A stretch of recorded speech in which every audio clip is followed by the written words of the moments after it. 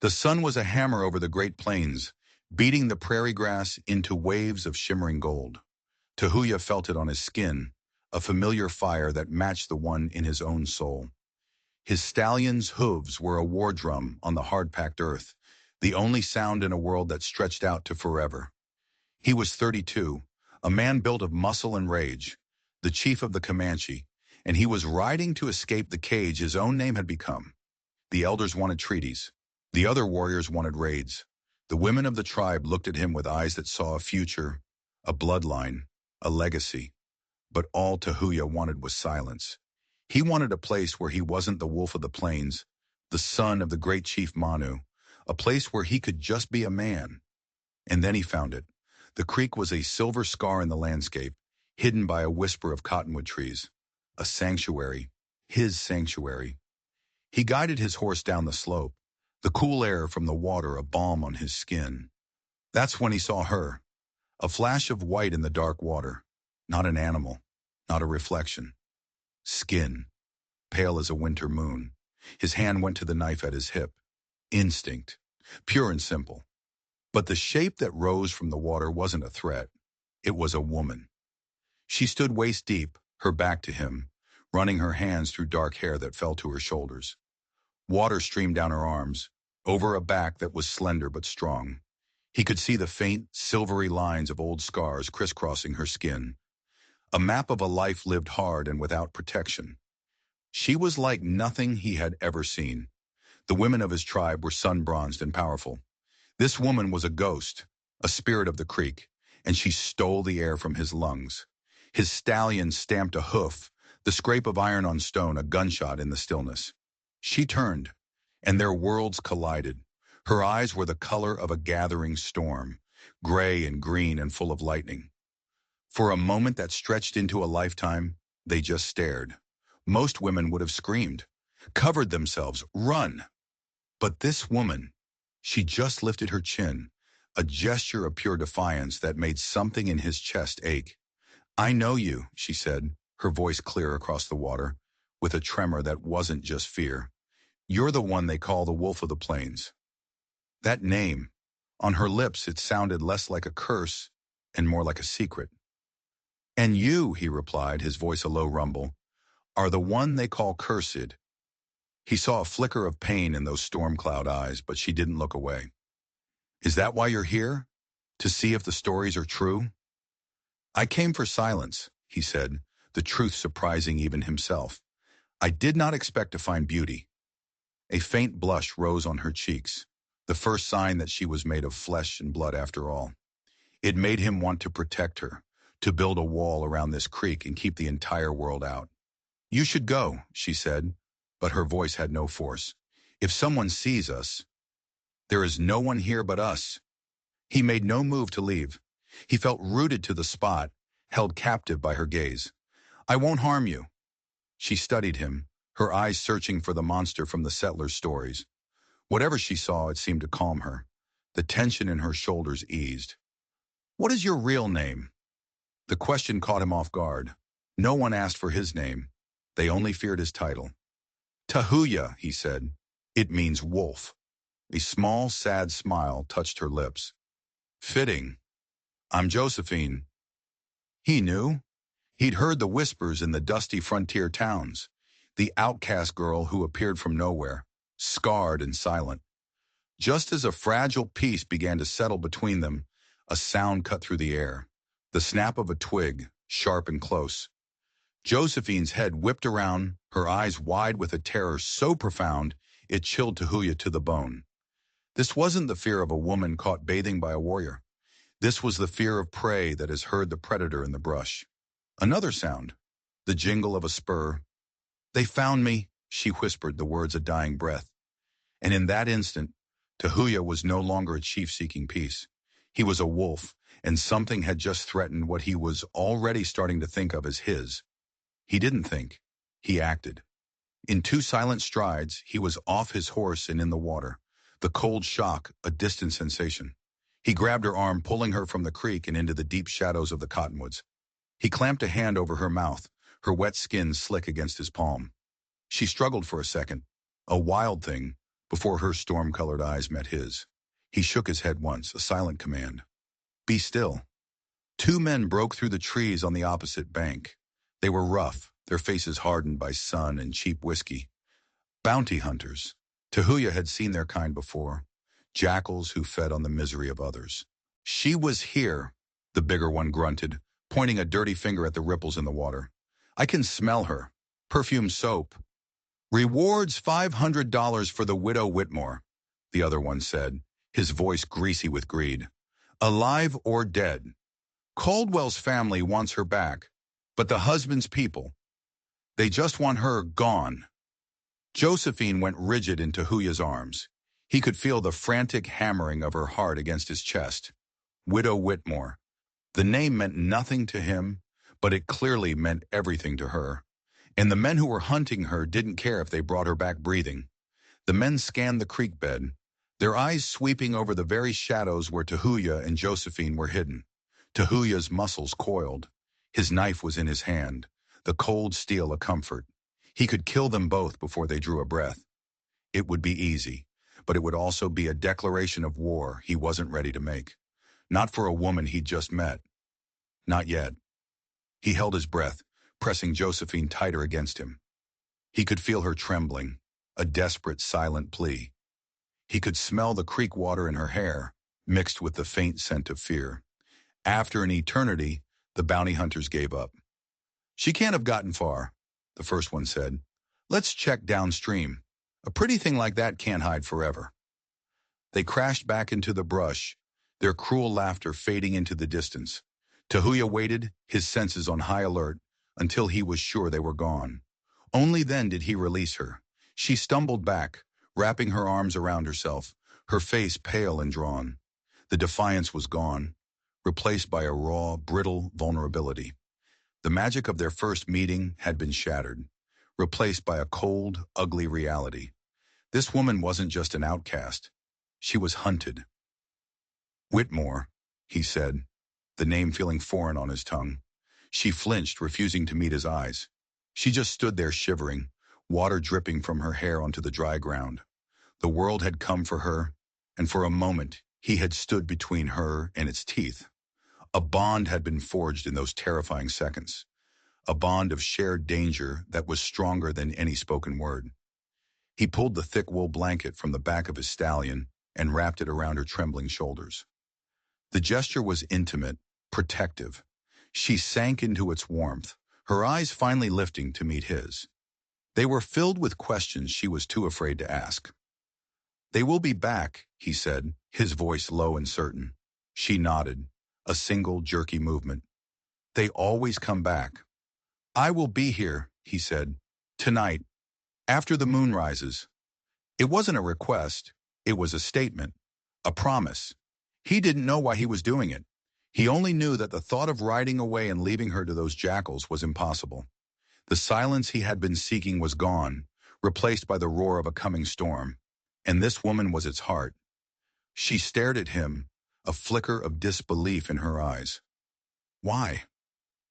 Because the wolf does not abandon its own, he said, the words coming from a place deep inside him he didn't know existed. He mounted his stallion, his gaze locked with hers.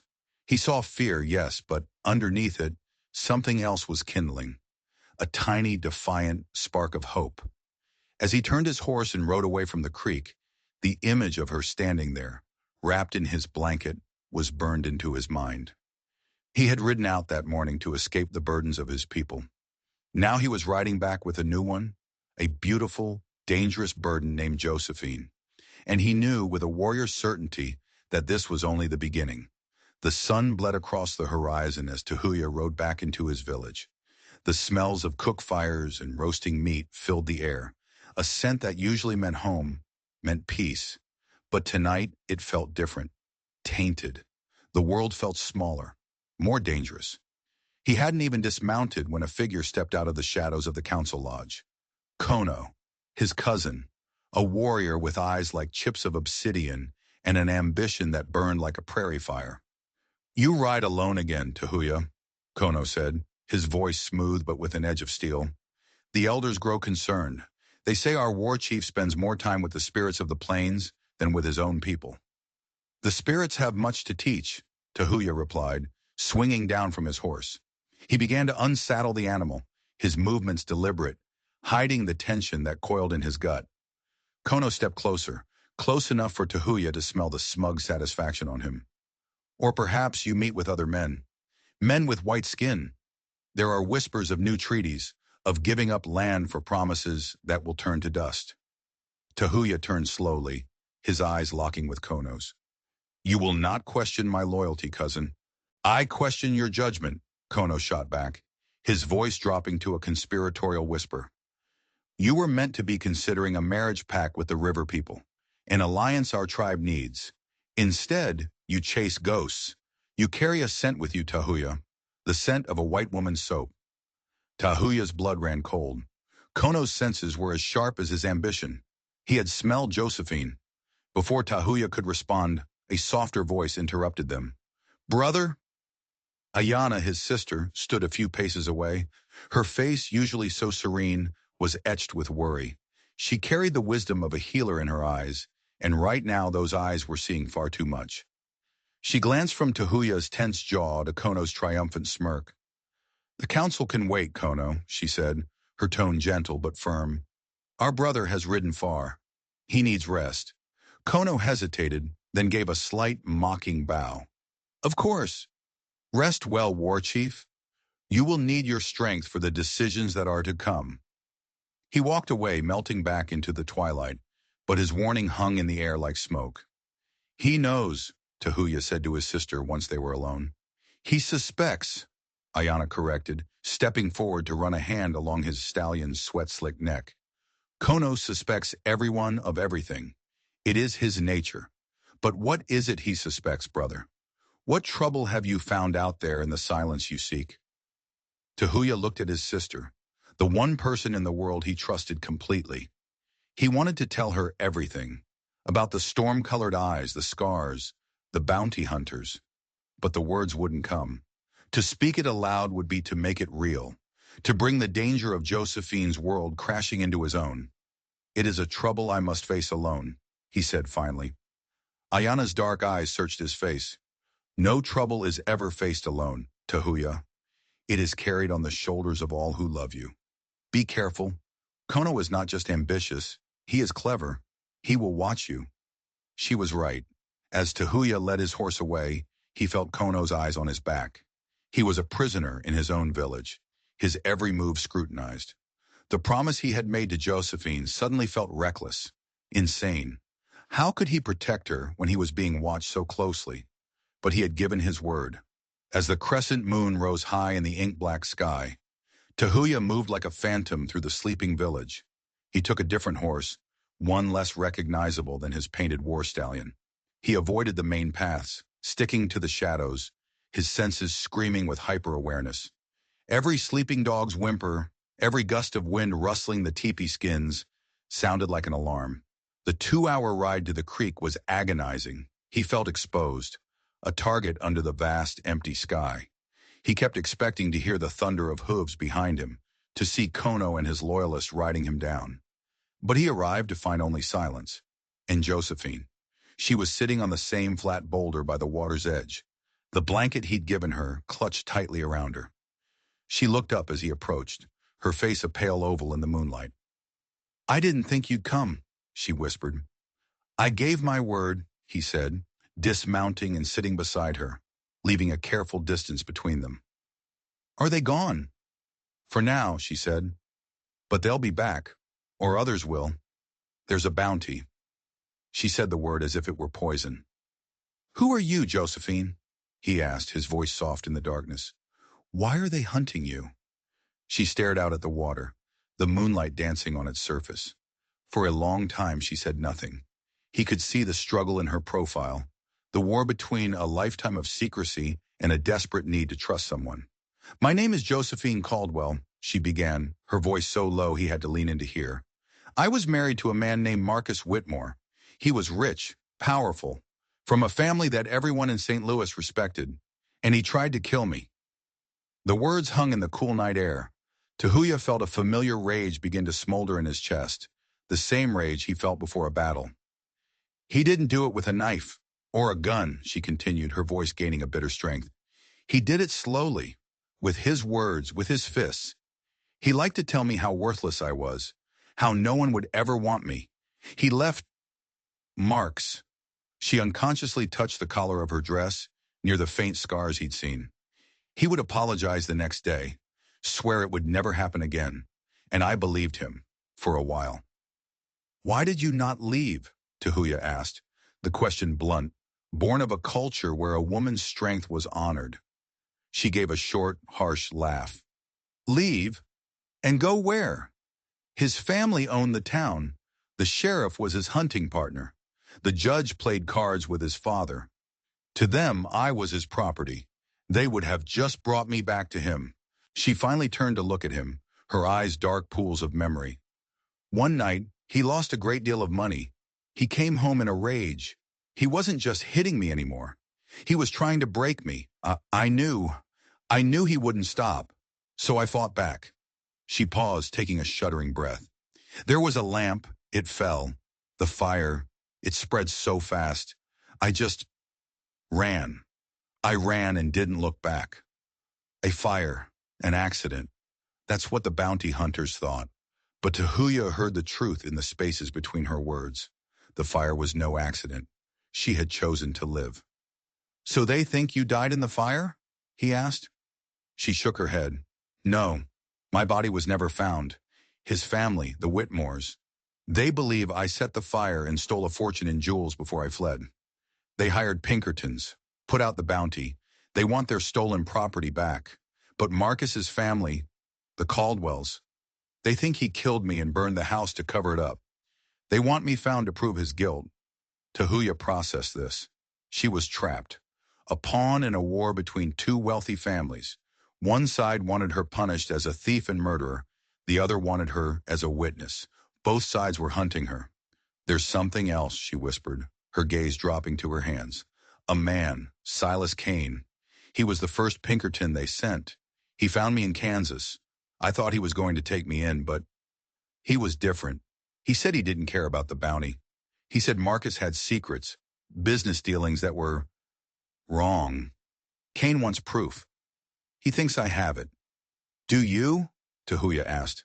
She looked up, and for the first time, he saw a glimmer of steel beneath the fear. Marcus kept a ledger, a little black book with names, dates, payments. It detailed how he and his partners cheated men out of their land, their businesses. Men who ended up ruined or dead. I took it. It's the only thing I have that might save my life, or get me killed. This was it, the twist. She wasn't just a runaway widow. She was a woman holding a key that could destroy powerful men. Silas Kane, the Pinkerton, wasn't just a detective. He was a threat of a different kind, and the bounty hunters were just the clumsy, violent tip of the spear. Where is this book? Tahuya asked. She gave him a wry, broken smile. Safe. He understood. She didn't trust him enough to tell him. Not yet. Why should she? They will not stop, he said. It was a fact, cold and hard as stone. You cannot keep running. I know, she whispered, the fight seeming to drain out of her. I'm so tired of running. He looked at her, this impossible woman, a ghost haunted by a life she'd escaped. He had come to the creek seeking peace from his own world, but he had found a war in hers. And a part of him, the part that was a warrior and a chief, rose to meet it. Then stop running, he said, the words changing everything. Come with me. Josephine stared at him, her eyes wide with disbelief. Come with you? Where? To your village? A white woman? A fugitive? They would kill me. No, he said with a certainty that surprised them both. I am the war chief. You would be under my protection. No bounty hunter, no Pinkerton would dare set foot in Comanche territory. You would risk the lives of your people for me? She asked, her voice trembling. A woman you just met? Why? He didn't have an answer that made sense. He only knew that leaving her to be torn apart by the wolves hunting her was not an option. He reached out, his fingers brushing against her cheek. She flinched but didn't pull away. Some things are worth fighting for, Josephine, he said softly.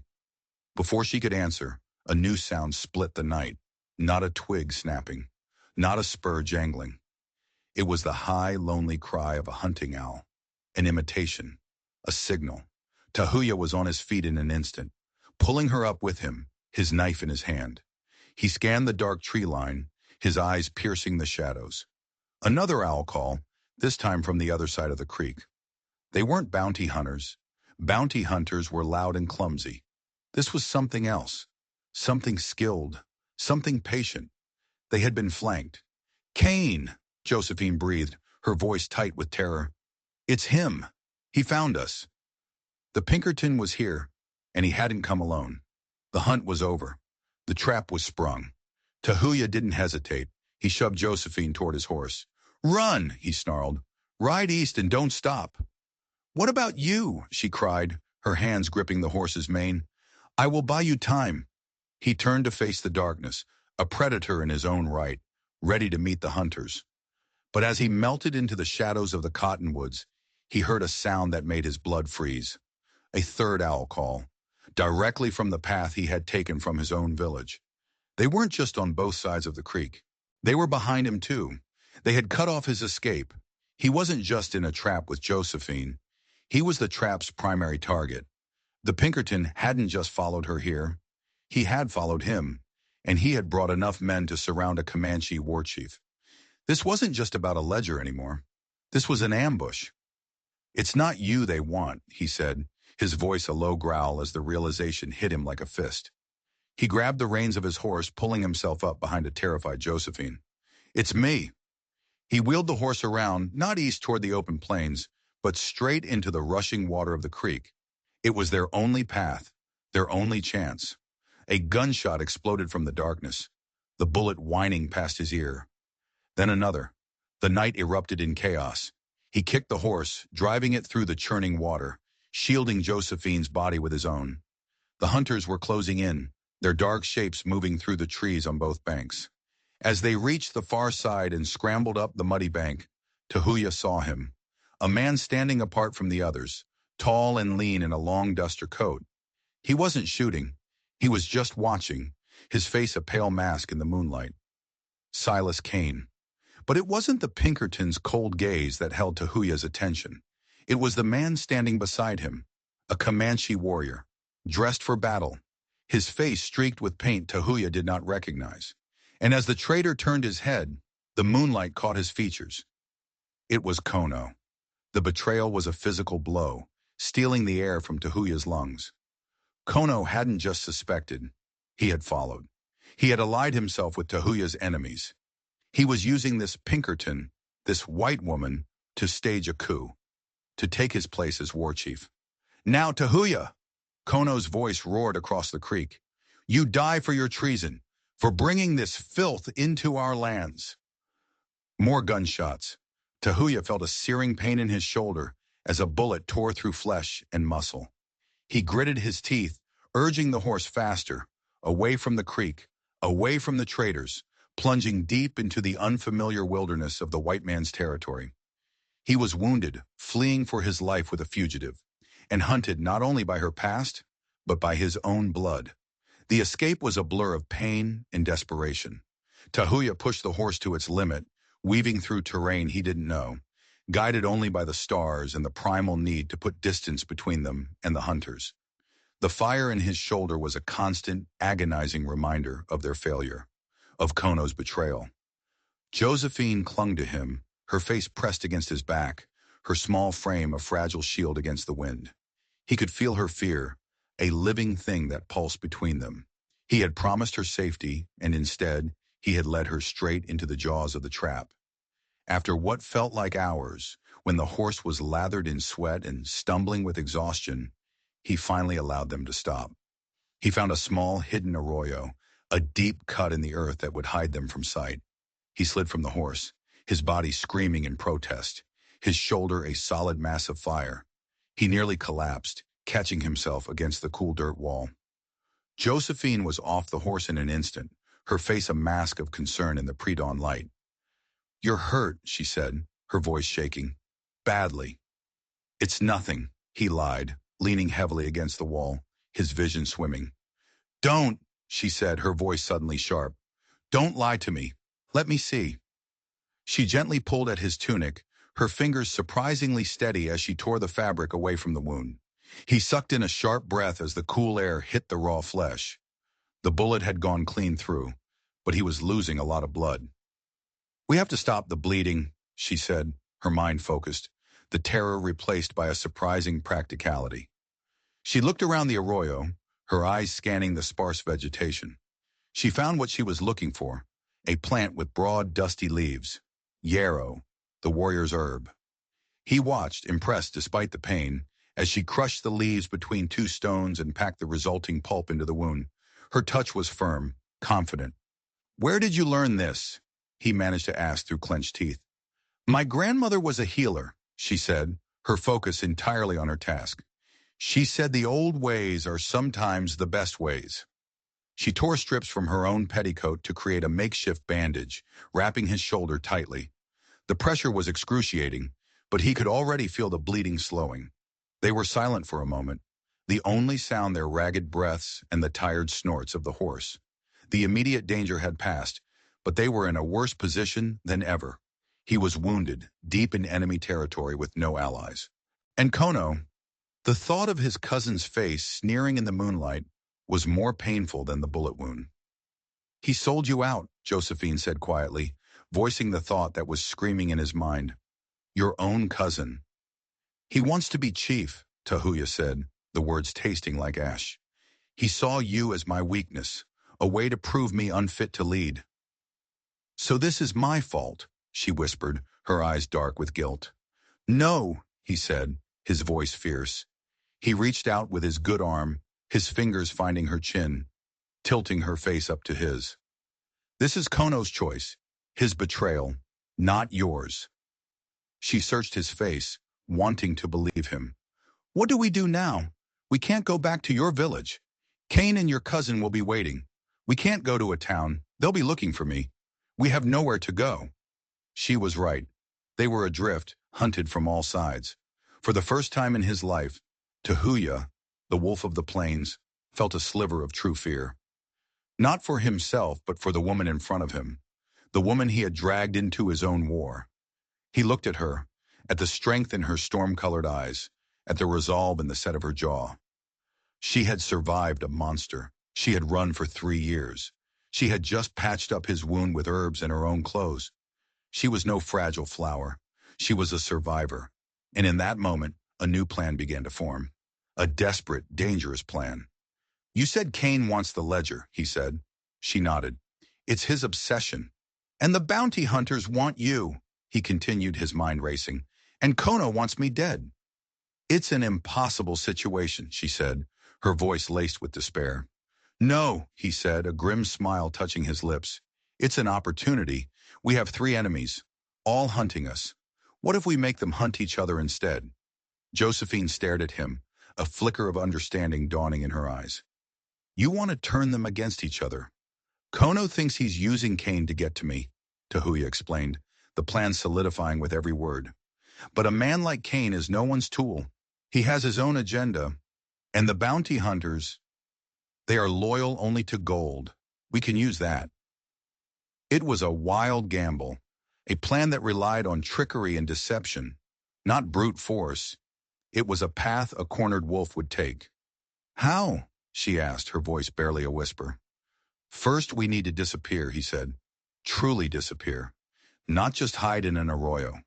We need to go where no one would ever think to look for us, a place that even the Comanche fear.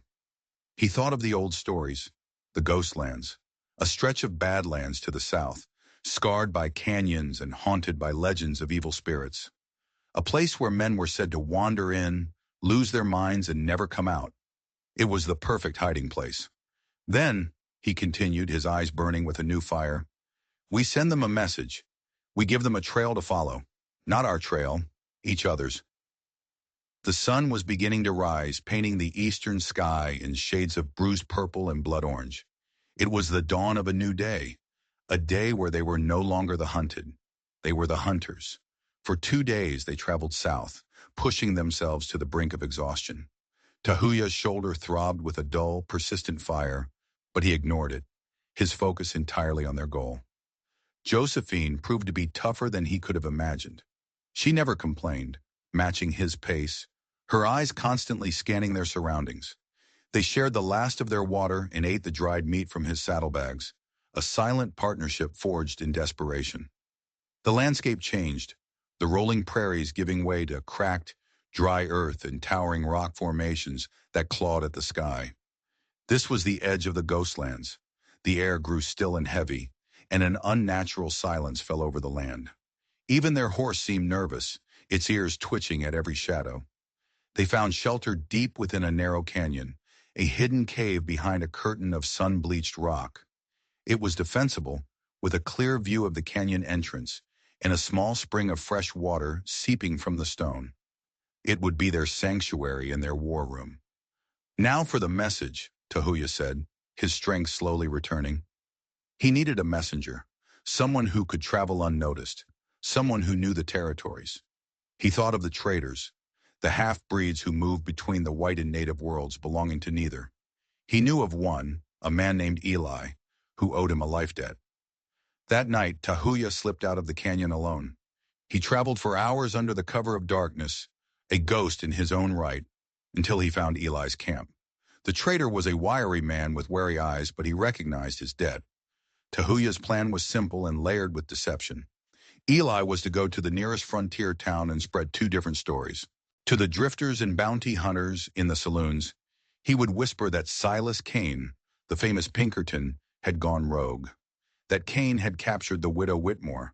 But instead of turning her in, he was hiding her, planning to ransom her, the secret ledger she carried back to the highest bidder. Eli was to hint that Kane's last known camp was in the foothills, north of the Ghostlands.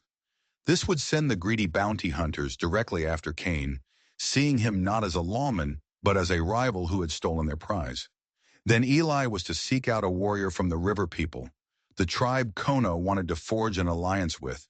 To this warrior, Eli would deliver a different message, a warning from a friend. He would say that Kono, the ambitious Comanche, had made a secret deal with a white lawman to wipe out a band of river people warriors, blaming it on Tahuya to discredit him and seize power. The proof?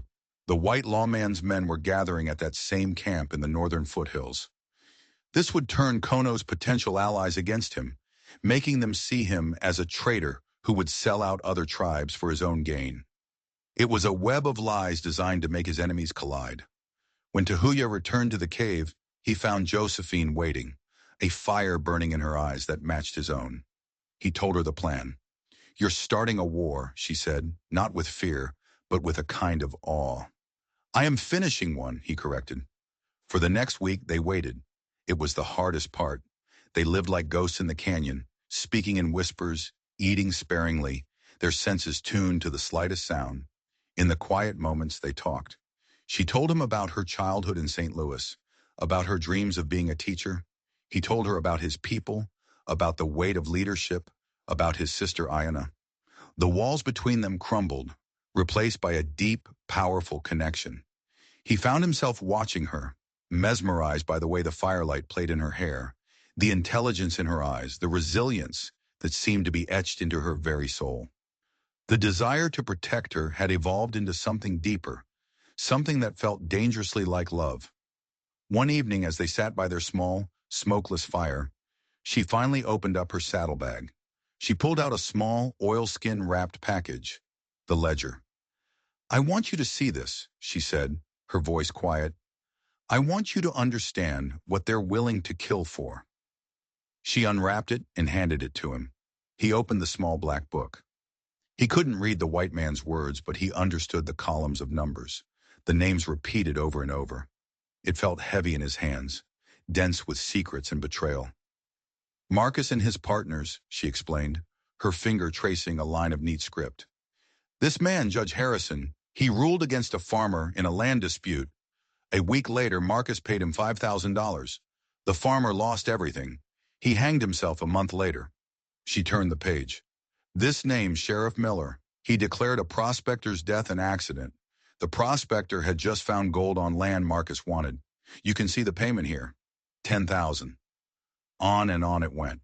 A litany of greed and murder, all neatly recorded.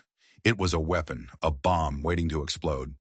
Kane said some of these men are in the territorial government now, she said. If this book comes out, it won't just ruin them. It could destabilize the whole region. That's why he can't just take it. He has to control it. Suddenly, Tahuya understood. Kane wasn't just a Pinkerton. He was a political player.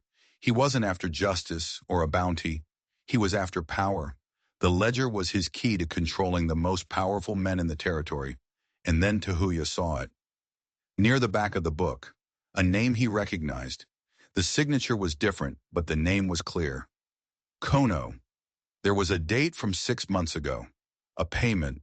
10 rifles in exchange for information. Information about the patrol routes of his own people. The betrayal was deeper than he had ever imagined. Kono hadn't just seized an opportunity with Kane. He had been a traitor for months, selling out his own warriors for a handful of guns, building his power base with the help of the very men Tahuya was sworn to fight. He looked up from the book, his eyes meeting Josephine's. She saw the fresh horror on his face. "What is it?" she asked. "My cousin," Tahuya said, his voice raw with a new, colder fury. "He's been working with them all along. This wasn't about you. You were just the excuse he needed." Before he could say more, the sound they had been dreading and expecting echoed through the canyon. Gunfire, distant but unmistakable, coming from the north, from the foothills. Phase 1 of his plan had worked. The bounty hunters and the river people had found the camp. They had found Kane and Kono. The war had begun. But the revelation of Kono's deeper treason changed the stakes completely. This was no longer just about survival. It was about justice, and Tahuya would be the one to deliver it. The sound of battle raged in the distance for the better part of an hour before sputtering into an eerie silence. Tahuya and Josephine waited, hidden in their cave, the tension a physical thing between them. His plan had been to set his enemies upon each other, to create chaos he could use to his advantage. But the discovery of Kono's long-term treason had poisoned the victory. "They'll be scattered," Tahuya said, his mind working furiously. "Wounded. Kane and Kono will have survived. They're too cunning not to, but their forces will be diminished. They'll be paranoid. They'll suspect each other." "So what's our next move?" Josephine asked. She was no longer a victim. Her voice was steady, her eyes clear. She was a strategist in this war, as much as he was. "Now we separate them," he said. "We give them 2 different targets, 2 different reasons to split up. We need to lure them into our territory, into the Ghostlands." He devised the next phase of the plan. Eli, the traitor, would be sent out again. This time, he would seek out what was left of the bounty hunter gang. He would tell them that he saw the woman, Josephine, fleeing the battle, that she was alone and wounded, heading deep into the canyons of the Ghostlands, clutching a small black book. This would appeal to their greed and desperation. They would believe she was an easy target, separated from her protector. Simultaneously, Tahuya would create a different trail, a trail for Kono. He would leave signs that only a Comanche tracker would understand. A broken arrow of a specific clan, a set of hoof prints indicating a wounded rider on a familiar horse. He would make it look like he was fleeing the battle, badly injured, trying to make it back to the secret places of his people to rally support. Kono, obsessed with killing Tahuya and securing his claim as war chief, would not be able to resist taking the bait. This would leave Silas Kane, the most dangerous piece on the board. "What about Kane?" Josephine asked, her eyes fixed on his. "He's the smartest. He won't be fooled by simple tricks." "No," Tahuya agreed. "Kane isn't driven by greed or ambition alone. He's driven by the ledger. He won't chase you or me. He will go to the place where he believes the prize is." This was the most dangerous part of the plan. It required a sacrifice. "I need you to give me a page from the book," he said. She looked at him, her trust absolute. She carefully tore a single page from the back of the ledger, a page detailing a transaction with a corrupt army supplier, but not implicating the most powerful men. Tahuya's instructions for Eli were precise. The traitor was to accidentally lose this page near the battle site, where Kane's men would surely find it. Scrawled on the page in crude lettering would be a message. High Rock Canyon, midnight, 3 days, the book for safe passage. It was a direct challenge to Kane, an invitation to a meeting. Kane would know it was a trap, but the lure of the complete ledger would be too strong for him to ignore. He would believe he could outsmart them, that he could control the situation. He would come. "You're leading all of them into a place your own people fear," Josephine said, the enormity of the gamble settling upon her. "Into the heart of the Ghostlands." "It is a place of bad spirits," Tahuya said, his face grim. "A place of confusion and shadows. An easy place to get lost. An easy place to die." With the plan set, a new dynamic settled between them. The fight for survival had stripped away all pretense, leaving only a raw, undeniable connection. The nights in the cave were cold, and they found themselves huddled together for warmth, the simple act of human contact a comfort against the vast, hostile wilderness. One night, as a sliver of moon cast long shadows across the canyon floor, he looked at her. Her face, illuminated by the dying embers of their fire, was the most beautiful thing he had ever seen. The scars, the weariness, the fear, it was all part of her, a testament to her strength. "Josephine," he began, his voice rough with emotion he wasn't used to expressing. "When this is over—" "Don't," she interrupted softly, placing a finger on his lips. "Don't make promises about after. There is only now. This moment." She leaned in and kissed him. It wasn't a kiss of passion, but of profound understanding. It was a kiss that acknowledged the abyss they were staring into, a kiss that found solace in the shared darkness. In that moment, he wasn't a chief, and she wasn't a fugitive.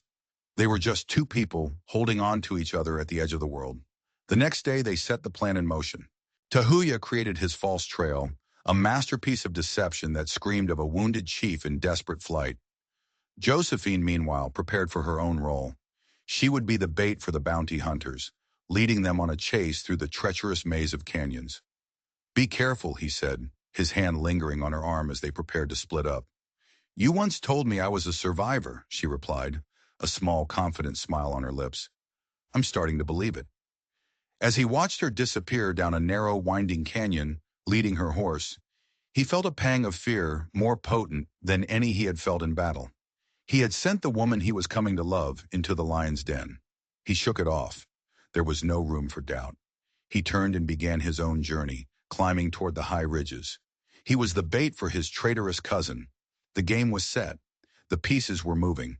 All that was left was for the traps to spring. The Ghostlands were waiting to claim their dead.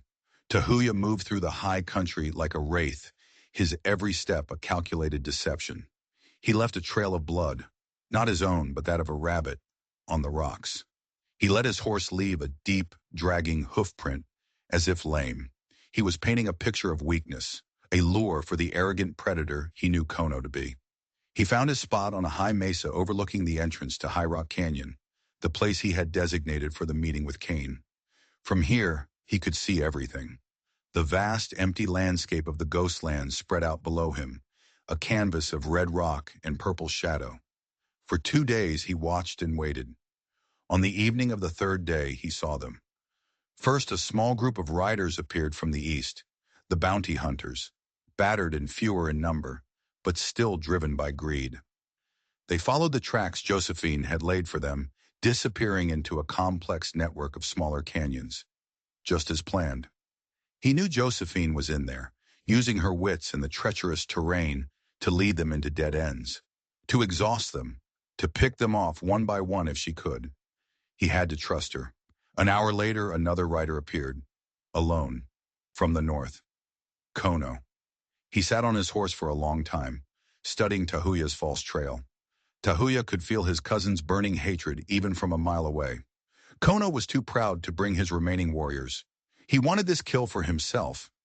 Consumed by ambition, he followed the trail of the wounded chief, heading away from High Rock Canyon, deeper into the Badlands. The trap was working perfectly. Finally, as twilight began to bleed across the sky, a third group arrived, Silas Kane and his men. They approached High Rock Canyon with tactical precision, spreading out, taking cover. Kane was no fool. He knew this was a trap. He was simply confident he was the better predator. Tahuya watched as Kane sent two men into the canyon to scout. He waited. The minutes stretched into an eternity. Then a single gunshot echoed from within the canyon walls, followed by another. Then silence. Kane and his men waited, motionless. Tahuya knew what had happened. He had spent the last 2 days preparing the canyon, not just for Kane, but for all of them. He had created rock slides, balanced boulders on precarious ledges, and built deadfalls. The canyon itself was his weapon. His scouts were dead. A new figure appeared at the mouth of the canyon. Josephine. She stood alone, the ledger held in her hand. "Kane!" she yelled, her voice carrying in the still air. "You want the book? Come and get it. Just you. Your men stay here." Tahuya's heart hammered against his ribs. This was her gamble, her move. He watched as Kane dismounted, telling his men to hold their positions. The Pinkerton walked into the canyon alone, his long coat sweeping behind him, his hand resting casually on the butt of his pistol. He was the picture of confidence. Tahuya slipped from his perch and began to make his way down the hidden paths toward the canyon floor. It was time. Inside the canyon, the shadows were deep. Josephine backed away as Kane advanced, keeping a safe distance. "Clever girl," Kane said, his voice smooth and cold. "Using the terrain. But the game is over." "It's not a game, Silas," she said, her voice steady. "It's a reckoning." "Is it?" he chuckled. "Let's be clear. I don't care about you. I don't care about your dead husband. I care about this." He gestured to the book. "That ledger is my retirement, my key to power. Give it to me, and I'll let you walk away. I'll even tell the Whitmores I found your body at the bottom of a ravine." "You think I could trust you?" she scoffed. "You have no other choice," he said, taking another step. And that's when Tahuya struck. He dropped from a ledge behind Kane, silent as the falling night. Kane whirled, his pistol clearing its holster with blinding speed, but Tahuya was already on him. He slammed Kane's gun hand against the canyon wall, the weapon clattering to the rocks. But Kane was no simple lawman. He was a fighter. He drove an elbow into Tahuya's wounded shoulder, and Tahuya roared in pain, his grip faltering. Kane broke free, pulling a long knife from his boot. The two men circled each other, a deadly dance in the twilight. Tahuya held his own knife, the blade of familiar weight in his hand. They were evenly matched. Tahuya's raw strength against Kane's practiced brutal efficiency. As they fought, a new voice echoed from the canyon entrance. How touching, the savage and the whore, fighting for their lost cause. Kono. He stood there, a rifle in his hands, a bloody gash on his cheek. He hadn't fallen for the false trail completely. He was more cunning than Tahuya had given him credit for. Or perhaps he had simply doubled back, drawn by the sound of the gunshots. "You see, Tahuya?" Kono sneered. "You are predictable. So obsessed with this woman, you forgot about the real threat. Your own blood." He raised the rifle, aiming it directly at Tahuya's heart. But before he could fire, an arrow sprouted from his chest. Kono looked down in shock, a gurgling sound escaping his lips. He staggered forward and collapsed, his eyes wide with disbelief. Tahuya looked past him. Standing at the mouth of the canyon, silhouetted against the last light of day, were 20 Comanche warriors, and at their head, holding a bow, was his sister, Ayana. "You did not think I would let my brother walk into the ghostlands alone, did you?" she called out, her voice ringing with the authority of a chief sister. Kane saw his chance. While Tahuya was distracted, he lunged, not at Tahuya, but at Josephine, grabbing her, holding the knife to her throat. "Stay back!" he screamed at the warriors. "All of you, or she dies!" Ayana and her warriors froze. "The book!" Kane snarled at Josephine. "Give it to me!" Josephine held the ledger out, her hand trembling. But her eyes, when they met Tahuya's, were not filled with fear. They were filled with fire. She threw the book, not at Kane, but into the deepest, darkest crevice of the canyon floor. "No!" Kane shrieked, his greed overcoming his caution. For a single fatal second, he glanced away from his hostage, toward the lost prize. It was the only opening Tahuya needed. He moved faster than he ever had in his life. He closed the distance in 2 strides, his knife flashing in the dim light. Cain tried to bring his own blade back around, but he was too slow. Tahuya's knife found its home. Cain crumpled to the ground, his eyes wide with the shock of his ultimate failure, his hand still reaching for the shadows where his fortune lay buried. It was over. The silence that fell in the canyon was absolute. Ayana and the warriors entered, their faces grim as they looked upon the bodies of Cain and Kono. Tahuya went to Josephine, his hands framing her face, his eyes searching for any sign of injury. "Are you all right?" She nodded, leaning into his touch, a wave of exhaustion washing over her. "It's done," she whispered. "It's finally done." Ayana approached them, her gaze falling on Josephine. She studied the white woman who had brought so much chaos to their lives. Tahuya braced himself for his sister's judgment. Ayana looked at the courage in Josephine's eyes, at the way her brother looked at her, and she smiled. A slow, genuine smile. "You said you went to the plains to find silence, brother," she said. "It seems you found a song instead." 3 months later, the story of the war chief, the outcast, and the traitorous cousin had already become a legend among the Comanche. Tahuya, his leadership solidified by his victory over Kono's treachery, ruled with a new wisdom. He had learned that strength was not just about force, but about cunning, and that leadership was not just about power, but about protecting those you claim as your own. Josephine was no longer an outcast. She was Iska, the Comanche word for little moon. She found her place beside Tahuya, her intelligence and resilience earning the respect of the tribe. She taught the children to read and write, blending the knowledge of her old world with the traditions of her new one. The scars on her skin remained, but the shadows in her eyes were gone, replaced by the light of a woman who had found her home.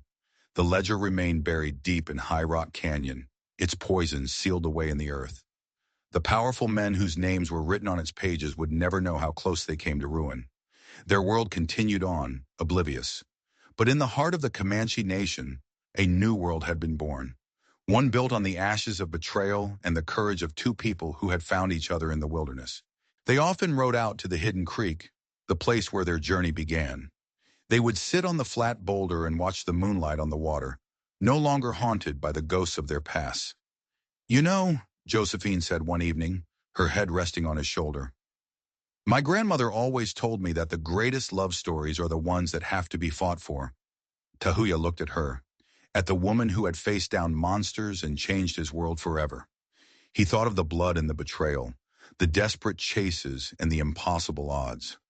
"Your grandmother," he said, a smile touching his lips, "was a very wise woman.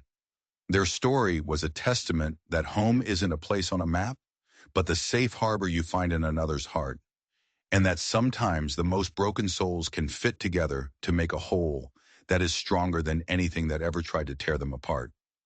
Now that you've been on this incredible journey with Tahuya and Josephine, I have to ask, do you think Tahuya's plan to turn his enemies against each other was honorable?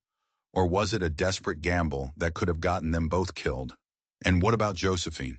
She threw away the one thing that could have given her leverage and power in the white man's world. Was that an act of love and trust, or a foolish mistake? These are the kinds of questions that make a story stick with you, long after it's over. If you found yourself holding your breath during that final canyon showdown, if you felt that spark of connection between these two unlikely heroes, then you understand the power of a great story. We pour our souls into bringing tales like this to life every single week. If you believe that stories of courage, love, and redemption matter, then please consider subscribing to the channel. It lets us know that you're out there and that you want more. Because every warrior deserves a battle worth fighting, and every outcast deserves a place to call home. Thank you for listening, and we'll see you in the next story.